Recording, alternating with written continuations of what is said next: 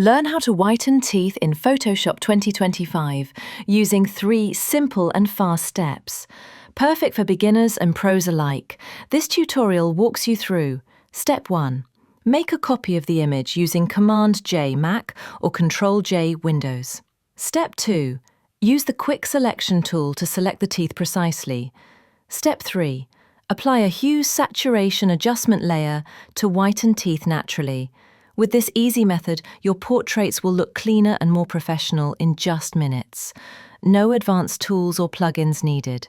Tools used: Quick Selection tool, Hue Saturation Adjustment, Layer Masking. Thanks for watching. If this was helpful, please give it a thumbs up, it really helps others find this video. Don't worry about subscribing, unless you want more quick Photoshop tips and tricks coming your way.